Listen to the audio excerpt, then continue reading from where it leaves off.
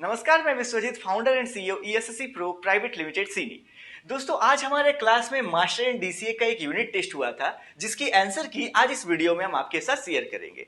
अगर आप कंप्यूटर के स्टूडेंट नहीं भी है तो भी इस वीडियो को बहुत ध्यान से देखिएगा, क्योंकि कंप्यूटर के एग्जाम में इनमें से बहुत सारे क्वेश्चन पूछे ही जाते हैं। तो चलिए फिर स्टार्ट करते हैं सबसे पहले क्वेश्चन से। तो सबसे पहला क्वेश्चन है, Napier bones was used for. तो सबसे पहले देखिए क्या बोला, नेपियर बोन का प्रयोग क्यों किया जाता है। यहां पर एक टर्म है नेपियर बोन। क्या होता है नेपियर बोन? देखिए, नेपियर बोन एक ऐसा डिवाइस है जो गुना भागा करने के लिए प्रयोग किया जाता था। तो यहां पे इसका सही आंसर क्या होगा? तो इसका सही आंसर है मल्टीप्लिकेशन। सेकंड क्वेश्चन है, what was the first manual computing device. दुनिया का पहला मैनुअल कंप्यूटिंग डिवाइस कौन सा था? और जब भी आपसे इस तरह का क्वेश्चन पूछा जाए तो यहां पर देखिए, पास्कलाइन जो है ये भी एक जोड़ घटाव करने वाला डिवाइस था, और अबेकस भी जोड़ घटाव करने वाला डिवाइस था। लेकिन यहां पे क्या बोला? मैनुअल कंप्यूटिंग, इसलिए इसका आंसर होगा अबेकस। थर्ड क्वेश्चन की ओर बढ़ते हैं, और ये है, हु इन्वेंटेड पास्कलाइन। देखिए, पास्कलाइन लिखा हुआ है। पहले जमाने में जितने भी आविष्कार होते थे उन सारे आविष्कारकों के नाम के सम्मान में ही उस डिवाइस का नाम रखा जाता था। जैसे आप यहाँ पे देख रहे हैं, पास्कलाइन किससे रिलेशन बन रहा है?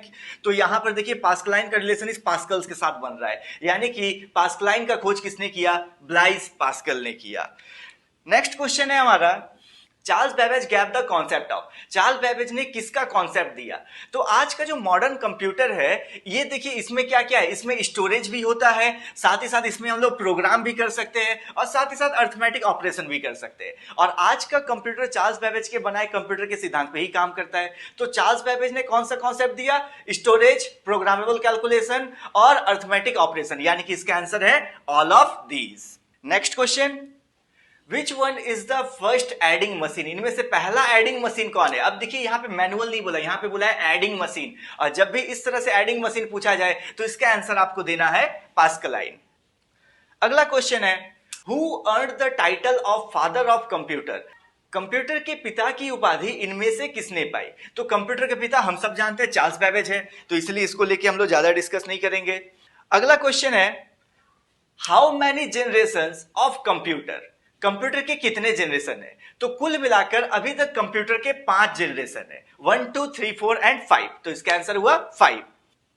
अगला क्वेश्चन है, विच technology was used in first generation computer. पहले जनरेशन के कंप्यूटर में कौन सा टेक्नोलॉजी यूज किया जाता था? इसका आंसर आप याद कर लीजिएगा, यह है vacuum tubes. Next question, changing the technology to make the computer easier is known as. जब जब कंप्यूटर का टेक्नोलॉजी बदलता है तब तक कंप्यूटर आसान हो जाता है, इसे क्या कहते हैं? तो इसे हम कहते हैं कंप्यूटर का जनरेशन। जब जब टेक्नोलॉजी बदला, कंप्यूटर का जनरेशन चेंज हुआ, तो इसीलिए इस क्वेश्चन का आंसर है कंप्यूटर जनरेशन।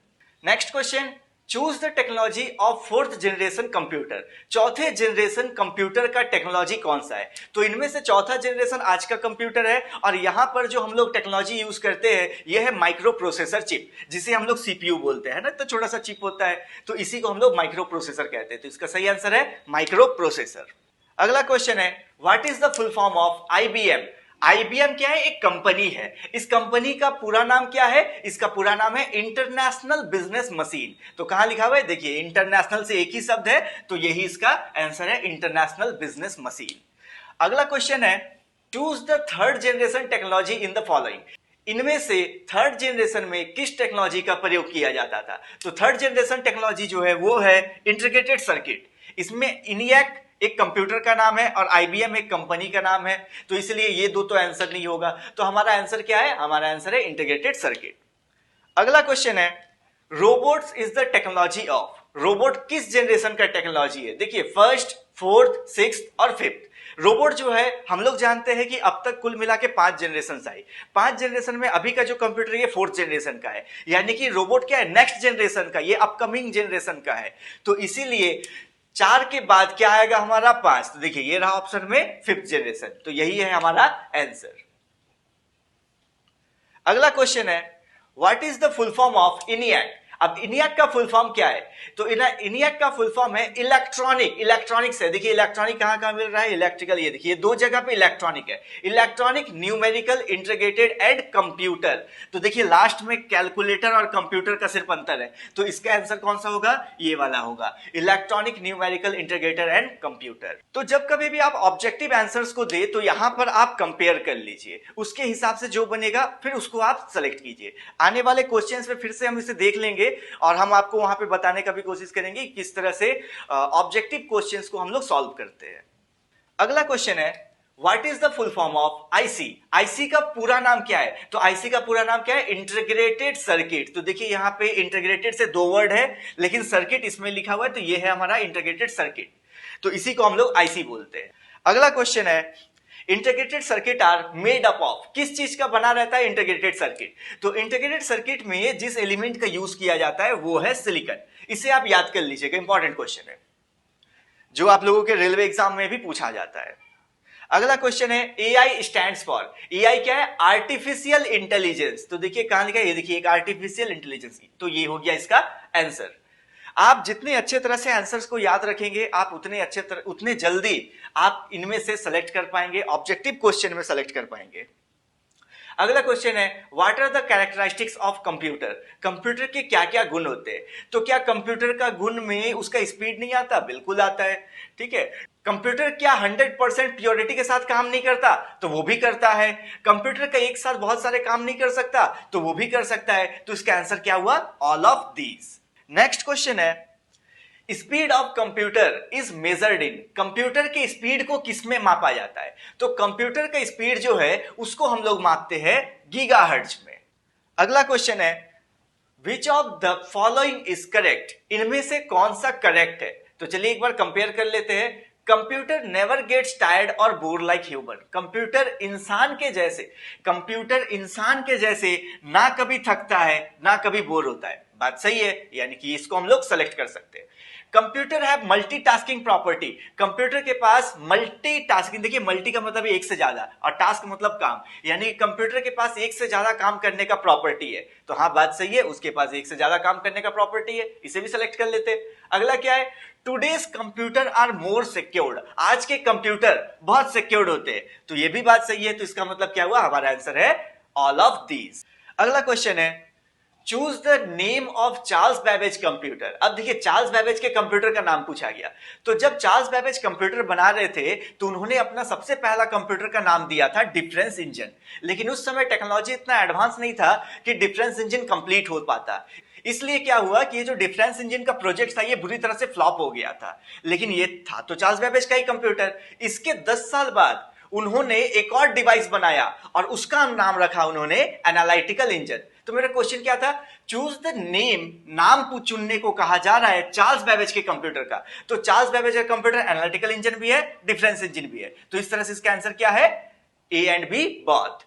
जैकवार्ड लूम्स अलग तरह का एक डिवाइस होता है जो कि ऑटोमेटिक जोड़ घटाव गुना भागा करने का काम करता था, चार्ल्स बैबेज का ये कंप्यूटर नहीं है। Okay next, what do you mean by analog computer? Analog computer से आप क्या समझते हैं? चलिए एक बार समझ लेते हैं एनालॉग कंप्यूटर होता क्या है। देखिए एनालॉग कंप्यूटर क्या है, हम लोग जैसे गाड़ी चलाते हैं तो गाड़ी में जो स्पीडोमीटर होता है उसमें कांटा होता है जो कि इस तरह से आगे बढ़ता है, और जब कांटा ऐसा ऐसा करके आगे बढ़ता है तो वहां पर हम लोग 10, 20, 30 रीडिंग को पढ़ते हैं, लेकिन ये जो डिजिट्स है ये क्या आपको नंबर के रूप में दिखाता है? जैसे कि अभी 10 का स्पीड है, अभी 20 का स्पीड है, अभी 30 का स्पीड है, ऐसे तो नहीं दिखाता है। वो कैसे दिखाता है? कांटा के रूप में दिखाता है। तो जो कांटा के रूप में दिखाता है वो एनालॉग है, और जो नंबर्स के रूप में दिखाता है वो डिजिट्स है, उसको हम लोग डिजिटल कंप्यूटर बोलते हैं।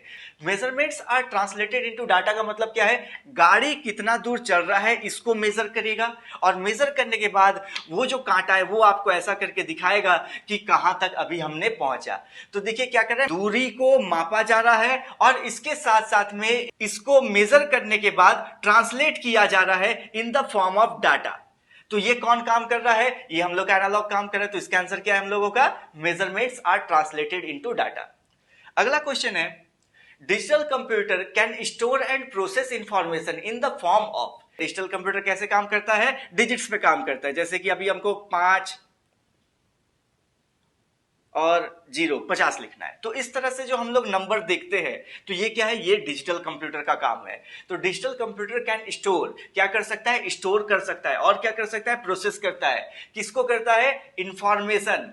तो डिजिटल कंप्यूटर इंफॉर्मेशन को स्टोर करता है और प्रोसेस करता है। किस रूप में स्टोर और प्रोसेस करता है, तो देखिए नाम पे क्या है, डिजिटल। अगर आप इसको संधि विच्छेद करेंगे तो निकलेगा डिजिट, और डिजिट यहां पे देखिए कहां है, तो ये हो गया इसका आंसर। अगला क्वेश्चन है, which device has the measuring feature of an analog computer and counting feature of a digital computer? कौन सा ऐसा डिवाइस है जिसके पास एनालॉग कंप्यूटर के मेजर करने का फीचर है, जो हम लोग थोड़ी देर पहले जाने थे। एनालॉग कंप्यूटर क्या करता है, मेजर करता है और उसके बाद डाटा के रूप में दिखाता है। तो वो कौन है, एनालॉग कंप्यूटर। तो कौन सा ऐसा डिवाइस है जिसके पास एनालॉग कंप्यूटर का मेजरिंग प्रॉपर्टी है और साथ ही साथ counting feature of digital computer, यानी कि डिजिटल कंप्यूटर का काउंट करने का भी फीचर है। यानी कि एक ऐसा डिवाइस का नाम आपको चुनना है इनमें से जो कि एनालॉग कंप्यूटर का मेजरिंग गुण को भी लेता है और साथ ही साथ डिजिटल कंप्यूटर के काउंटिंग गुण को भी लेता है। तो यहां पर एनालॉग सिर्फ और सिर्फ एनालॉग लेगा, डिजिटल सिर्फ और सिर्फ डिजिटल लेगा। तो यहां पे ये दोनों तो होने से रहा, तो इसका आंसर क्या है, इसका आंसर है हाइब्रिड कंप्यूटर। चलिए फिर हम लोग नेक्स्ट क्वेश्चन की ओर बढ़ते हैं। तो यहां पर है, gas pump station is an example of, किस तरह का उदाहरण है गैस पंप स्टेशन। तो गैस पंप स्टेशन एक उदाहरण है हाइब्रिड कंप्यूटर का, क्योंकि इसी के अंदर में आपको एनालॉग कंप्यूटर का फीचर जो मेजरमेंट के रूप में होता है वो मिलता है, और साथ ही साथ नंबर्स जो हम लोग डिजिट के रूप में देखते हैं, यानी कि डिजिटल कंप्यूटर का भी फीचर रहता है। तो गैस पंप स्टेशन में हम लोगों को एनालॉग कंप्यूटर का भी फीचर मिल रहा है और साथ ही साथ डिजिटल कंप्यूटर का भी फीचर मिल रहा है। तो इसीलिए ये क्या कहलाता है, हाइब्रिड, जो कि क्या है, गैस पंप स्टेशन। अगला क्वेश्चन है, चूज द करेक्ट वन। इनमें से आपको जो सबसे करेक्ट ऑप्शन लगता है उसे चुनना है। तो ऑप्शंस क्या है, digital computers are more accurate than analog computer. देखिए डिजिटल कंप्यूटर नया है तो एक्यूरेसी तो देगा ही देगा, यानी कि ये बात सही है। साथ ही साथ analog computers are faster than digital computer. Analog computer, देखिए एक्यूरेसी इसीलिए एनालॉग कंप्यूटर का घट रहा था ना, क्योंकि वो बहुत तेज था। डिजिटल कंप्यूटर थोड़ा एनालॉग से स्लो होता है लेकिन एक्यूरेसी देता है। तो इस तरह से analog computer are faster than digital computer. Analog computer जो है डिजिटल कंप्यूटर से ज्यादा तेज होते हैं, ये भी सही, और digital computer are more accurate than analog computer, ये भी सही। तो इसका आंसर क्या होगा हमारा, A and B both. Next question है, speed and size wise which one is the world's fastest super computer. दुनिया का सबसे तेज चलने वाला सुपर कंप्यूटर इनमें से कौन है। तो देखिए बहुत समय पहले टिन्हे 2 ये सुपर कंप्यूटर हुआ करता था जो कि बहुत तेज था। टिन्हे 2 के बाद समिट आया जो कि टिन्हे 2 से भी ज्यादा तेज था। समिट के बाद फुगाकू आया जो कि समिट से भी ज्यादा तेज था, और अब जो सबसे तेज और फास्टेस्ट सुपर कंप्यूटर है वो है फ्रंटियर। तो इसका सही आंसर है फ्रंटियर। अगला question, super computers are used in. Super computer का प्रयोग किस लिए किया जाता है। तो सुपर कंप्यूटर का प्रयोग मेट्रोलॉजिकल डिपार्टमेंट, यानी कि मौसम भविष्यवाणी के लिए किया जाता है। साइंटिफिक रिसर्च, जितने भी वैज्ञानिक शोध होते हैं उसके लिए भी किया जाता है, और साथ ही साथ इंटेलिजेंस एजेंसीज में भी किया जाता है। यानी कि इसका आंसर क्या है, ऑल ऑफ दीज। अगला question, A single printed circuit board that has a CPU mounted on it, it known as। CPU कहां बैठता है, तो CPU कहां बैठता है, मदरबोर्ड में बैठता है। अगला question, micro computers are used in. Micro computer का प्रयोग कहां किया जाता है। क्या स्मॉल बिजनेसेस में किया जाता है, हाँ किया जाता है। क्या घरों में किया जाता है, हाँ किया जाता है। क्या स्कूल्स में किया जाता है, हाँ किया जाता है। तो इसका आंसर क्या हुआ, ऑल ऑफ दीज। अगला क्वेश्चन है, laptop is a type of. किस तरह का कंप्यूटर है लैपटॉप, क्या वो मिनी है, माइक्रो है, मेन फ्रेम, या इनमें से कोई नहीं है। तो लैपटॉप जो है वो माइक्रो कंप्यूटर का उदाहरण है, क्योंकि माइक्रो कंप्यूटर आज जो हम लोग घरों में कंप्यूटर देखते हैं यही माइक्रो कंप्यूटर है, और हमारे घर में लैपटॉप भी हमको दिखता है। तो इसलिए laptop, desktop, palmtop, tablet PC, ये सारा का सारा माइक्रो कंप्यूटर के अंदर में ही आता है। अगला क्वेश्चन है, 1 गीगाहर्ट्ज कितना होता है। तो 1 गीगाहर्ट्ज, देखिए एक के पीछे अगर हम 3 जीरो लगा दे तो इसे हम कहते हैं किलो।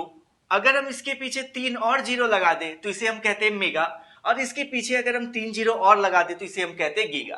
तो अगर हम इसको काउंट करें तो देखिए एक के पीछे में 6 जीरो, इसे मिलियन कहते हैं, और उसके पीछे में जब 3 जीरो और आ जाता है तो उसे हम बिलियन कहते हैं।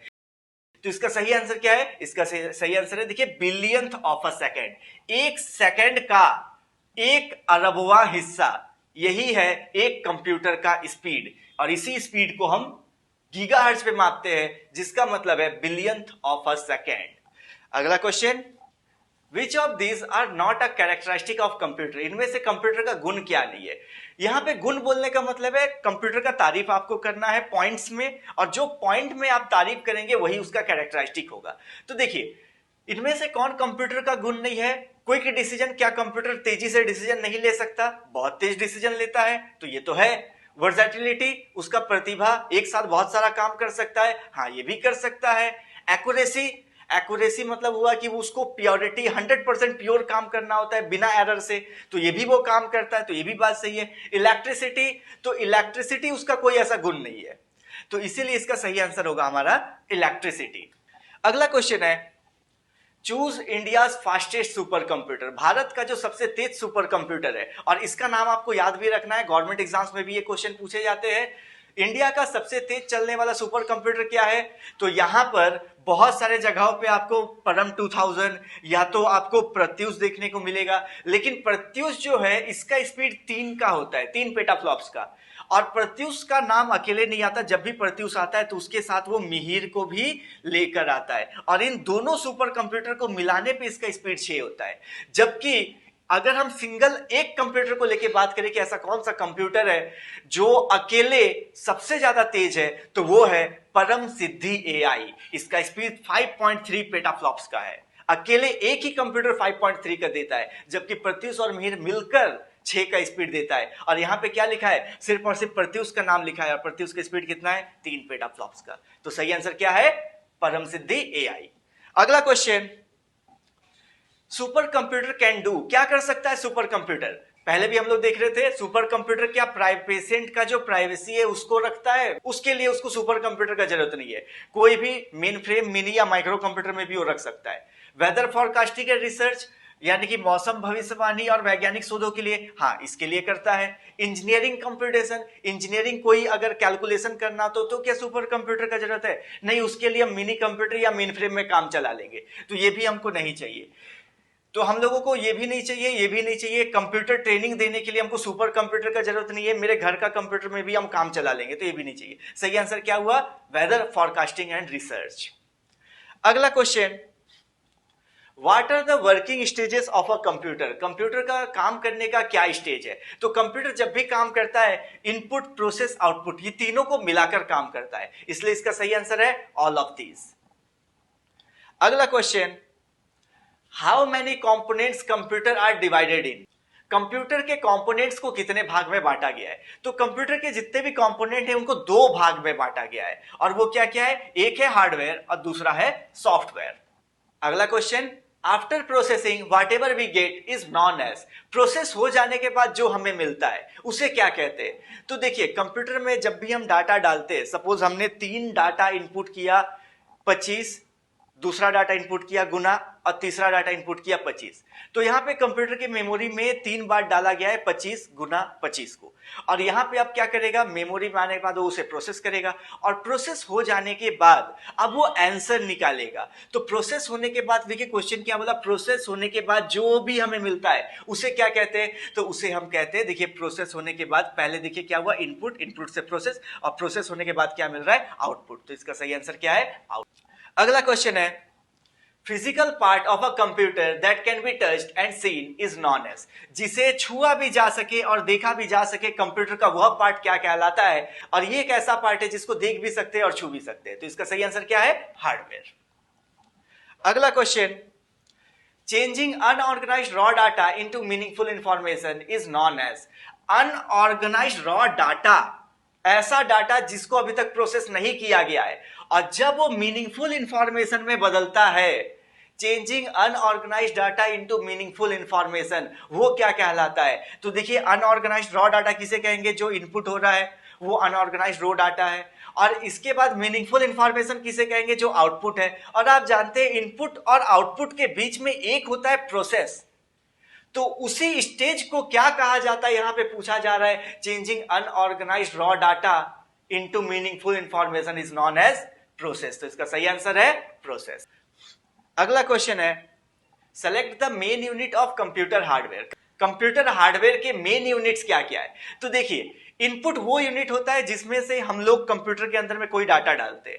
प्रोसेस वो यूनिट होता है, डाटा डालने के बाद जो मशीन दिमाग लगाने का काम करता है वो प्रोसेस है, और दिमाग लगाने के बाद जो आंसर मिलता है उसको जिस मशीन पे दिखाया जाता है वो आउटपुट है। तो क्या लगता है, अगर हम कंप्यूटर में डाटा ना डालें तो क्या हमको आंसर मिलेगा? नहीं मिल सकता। अगर हम कंप्यूटर में डाटा डाल दिए लेकिन उसके पास दिमाग ही नहीं है तो क्या आंसर निकाल पाएगा? नहीं निकालेगा। अगर हम कंप्यूटर में डाटा डाल दिए और उसके पास दिमाग भी है, आंसर भी निकाल दिया, लेकिन हमको आंसर बताया ही नहीं, तो क्या मेरा काम चलेगा? उसमें भी नहीं चलेगा। यानी कि कंप्यूटर का मेन यूनिट क्या है? इनपुट, प्रोसेस, आउटपुट, ये तीनों ही है। तो इसका सही आंसर है ऑल ऑफ दीज।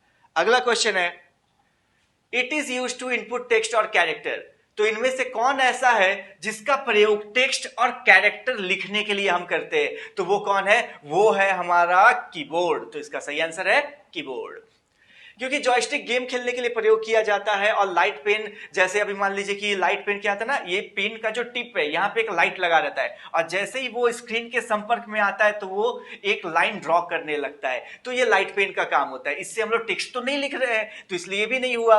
और बारकोड रीडर, ये तो सुपर मॉल्स में मिलता है, जैसे बहुत सारा प्रोडक्ट के पीछे में आप ऐसा ऐसा लाइन देखेंगे, और बारकोड रीडर जैसे ट्रिगर करते हैं तो टीट करके एक आवाज आता है, लाल लेजर इस पे पड़ता है। तो इसमें भी हम लोग लिखने का काम नहीं कर रहे, तो लिखने का काम किसमें? सिर्फ और सिर्फ कीबोर्ड में किया जा रहा है। तो इसका सही आंसर है कीबोर्ड। अगला क्वेश्चन है, hand held pointing device which is moved across a map. तो यहां पर ऐसा कौन सा डिवाइस है जिसको हाथ में पकड़ा जाता है और उसको एक मैट यानी क्या, एक फ्लैट सरफेस, चटाइया हम लोग इसको बोलते हैं, उसको एक फ्लैट सरफेस पर हम लोग उसको मूव कर सकते हैं। तो एक ही वो ऐसा डिवाइस है जो कि है माउस। अगला question, Which of these device is used for playing computer games? अभी हम थोड़ी देर पहले आपको बताए थे कंप्यूटर गेम खेलने के लिए कौन सा डिवाइस का प्रयोग किया जाता है, तो वो है जॉयस्टिक। तो इसका सही आंसर हुआ joystick. Next question, When the light comes in the contact with the screen। देखिए इसका भी हम आंसर आपको बताए थे। जब लाइट स्क्रीन के संपर्क में आता है तो एक लाइन ड्रॉ करने लगता है, तो इसे हम क्या कहते हैं? तो इस तरह के डिवाइस को हम लोग कहते हैं लाइट पेन। तो इसका सही आंसर है लाइट पेन। अगला question, to transfer a paper into computer's memory we use. अब यहां पे समझिएगा, जब हम लोगों को कंप्यूटर से कोई इंफॉर्मेशन बाहर निकालना होता है कागज पर, तो हम लोग प्रिंटर का प्रयोग करते हैं। लेकिन जब हम लोग को उसी कागज को कंप्यूटर में वापस डालना होता है तो कागज को अब हम कंप्यूटर में कैसे डालें? कागज तो कंप्यूटर में नहीं डाला जा सकता। तो इसके लिए हम लोग जो डिवाइस का प्रयोग करते हैं वो है स्कैनर। इसीलिए तो हम लोग बोलते हैं ना, दुकान में जाके फोटो टू फोटो निकालना है। वो क्या करता है, फोटो जो है कागज के रूप में है और उस कागज को स्कैन करता है, और स्कैन करने के बाद उस कागज को अपने कंप्यूटर में ले लेता है। कौन कर रहा है? स्कैनर कर रहा है। तो पेपर को ट्रांसफर करना है अगर हमको कंप्यूटर के मेमोरी में, तो हमको लेना होगा स्कैनर। अगला क्वेश्चन है, barcode reader is used in. देखिए इसका भी आंसर हम आपको बताए थे, बारकोड का कहां प्रयोग किया जाता है। आपको हम बताए थे बड़े बड़े मार्केट्स में आपको प्रोडक्ट के पीछे में जो लाइंस होते हैं, इसको ट्रिगर करने के लिए, इसका इंफॉर्मेशन को अपने कंप्यूटर में लोड करने के लिए हम लोग बारकोड का यूज करते हैं। तो बारकोड रीडर का प्रयोग कहां किया जाता है? देखिए सुपरमार्केट, क्योंकि फैक्स एक मशीन है, जेरोक्स एक मशीन है। प्रयोग कहां किया जाता है? सुपरमार्केट्स में किया जाता है। आप लोग इसको देखे भी होंगे। अगला क्वेश्चन है, choose the full form of MICR। MICR का पूरा नाम क्या है? तो देखिए MICR क्या है? चेक को स्कैन करने वाला डिवाइस है, जिसमें क्या होता है, चेक में मैग्नेटिक इंक से कुछ कैरेक्टर छपे होते हैं और उसी कैरेक्टर्स को पढ़ने वाला जो डिवाइस है वो है MICR। तो देखिए यहाँ पे मैग्नेटिक इंक से हमको 1 2 3 ऑप्शन मिल रहा है, तो इन तीन में से कोई एक होगा। रीडर तो सभी के ही पीछे है तो उसको भी लेके नहीं चल सकते, इंक भी सभी के पीछे। अब यहाँ पे देखिए चारकोल, कोयला तो होता नहीं है कोई इंक में, तो ये तो ऑप्शन गया। चेंबर भी नहीं होगा, तो इसका सही आंसर क्या है? Magnetic ink character reader. तो जब कभी भी आप ऑब्जेक्टिव क्वेश्चंस को सॉल्व करें, इसी तरह से उसको सोच सोच कर सॉल्व करें, एक्यूरेसी बढ़ता है आपके सॉल्व करने का। अगला क्वेश्चन है, व्हाट इज OMR? OMR क्या है? देखिए OMR का मतलब है ऑप्टिकल मार्क रीडर। तो यहां पे क्या है? रीडर, एक ऐसा मशीन जो ऑप्टिकल मार्क्स को रीड करता है। तो इसीलिए ये कोई सीट नहीं है। सीट क्या है? सीट कागज का टुकड़ा है। लेकिन OMR, आर क्या है? आर रीडर है। रीडर मतलब पढ़ने वाला। तो कागज कैसे अपने आप को पढ़ सकता है? वो तो नहीं पढ़ सकता, उसके लिए हमको कोई मशीन चाहिएगा। तो इसके लिए मेरा सही आंसर क्या है? OMR एक मशीन है। और चलिए अब हम लोग आखिरी क्वेश्चन की ओर बढ़ते हैं। आखिरी क्वेश्चन है हमारा, we use this device in ATMs, smartphones, PNR machine. तो ऐसा कौन सा डिवाइस है इनमें से जिसका प्रयोग हम ATM में, स्मार्टफोन में और PNR मशीन में करते हैं? MICR सिर्फ और सिर्फ बैंक में यूज होता है, तो ये नहीं होगा। ट्रैक बॉल, ट्रैक बॉल एक बॉल जैसा होता है, उसको हम लोग घुमाने पे माउस पॉइंटर स्क्रीन पे इधर उधर मूव करता है, तो ये भी नहीं होगा। लाइट पेन, लाइट पेन में क्या बताए थे? पेन के टिप पे एक लाइट लगा रहता है जो कि स्क्रीन के लाइट के साथ संपर्क में आता है तो लाइन ड्रॉ करता है, तो यहां पे भी नहीं होगा। तो वो कौन सा आंसर हो गया? तो वो है स्क्रीन टच। देखिए स्क्रीन टच एक कॉमन सा चीज है जो ATM पे भी मिलता है, स्मार्टफोन में भी मिलता है और हम लोग को रेलवे स्टेशन है PNR मशीन में भी मिलता है। तो इस तरह से हमने सारे क्वेश्चंस को अभी सॉल्व कर लिया। अब आप लोग क्या कीजिए, अभी आप लोग मैच कीजिए कि आपको जितना क्वेश्चन मिला था उनमें से कितना सही है। जो गलत है कोई बात नहीं, वीडियो आपके सामने में, आप इसको याद कर लीजिए, बहुत काम का ये वीडियो है।